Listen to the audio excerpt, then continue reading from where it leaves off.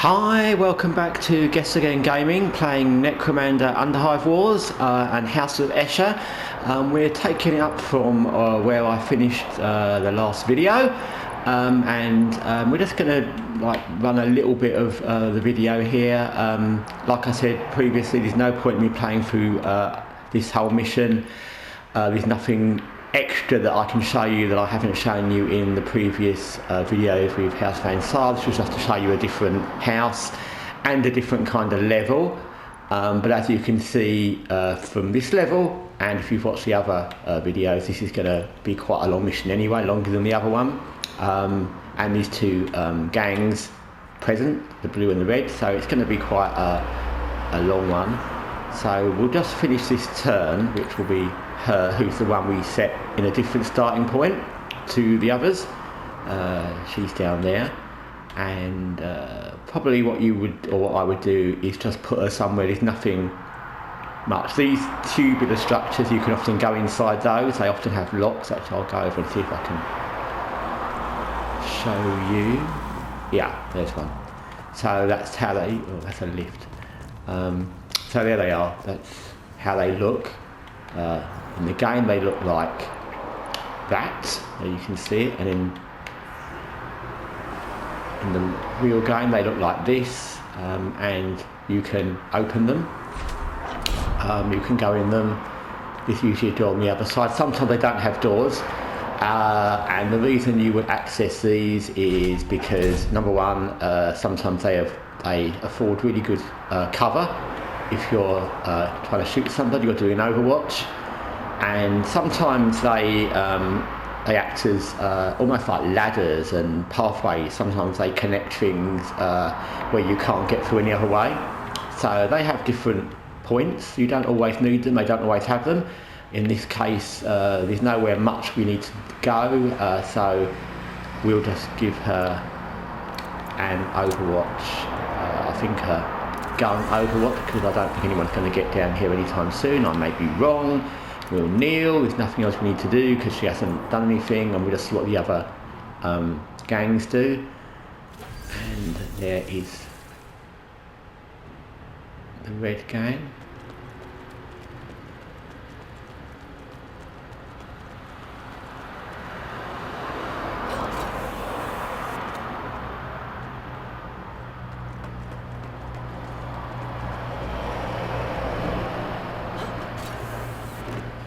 Okay, well, as you can see just from that animation, oh, well, there you go, that was interesting to prove me stupid. So they went all the way down there, and there you can see that one that just went down there, and they shot that person that I just put in a Overwatch where I said no one was going to get down there. So you never know, because it's so easy. You can see from how this level looks, there's just so many ways to get up and down with the lifts and all the zip lines and everything, so it's quite possible. And we were quite glad we put that person in the cover of that, because although we got shot, we probably would have got more damage had we been out in the open. But yeah, that's kind of what happened. So we could go again. We'll just take one turn with our leader, and we'll just give that guy a beating, just because I kind of want to. So we just strike him with our whip. All these weapons, by the way, these weapons, like you can see, we've got a whip and a handgun. They all come with slightly different hit values. Is not wildly different, but they can be a little bit different, so it's always worth checking you've got the best one available, because you can pick up other ones.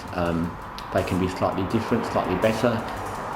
And we'll search the person we've just killed, like you do, and we'll take that, and we'll take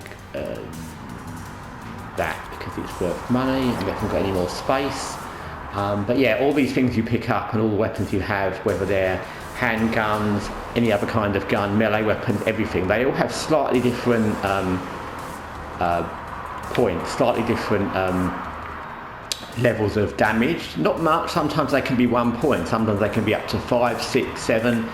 On the bigger weapons they can be more than 10. So it's always worth just checking what you've picked up or what's available to buy.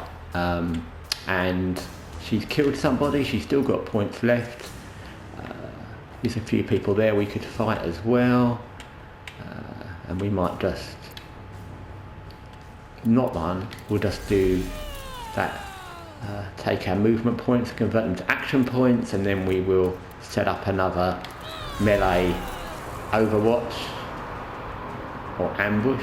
Not really an ambush because they're both standing there, so they can obviously see us, but, and then we'll kneel, and then as I always said, use up all your points so we can recharge our weapon, which was quite low anyway. Those things like those whips and those kind of things, they usually only have a limited amount of charges. The whip's 4, so if you hit someone and kill them, you're going to probably use a couple of charges at the very least, so it's always worth checking to recharge. And we finished.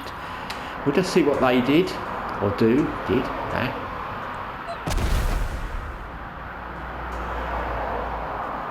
And they've used one of their potions. We can run at them because we've done that melee overwatch, and then we'll hit them. When they do that animation where they look down, it means they're stunned.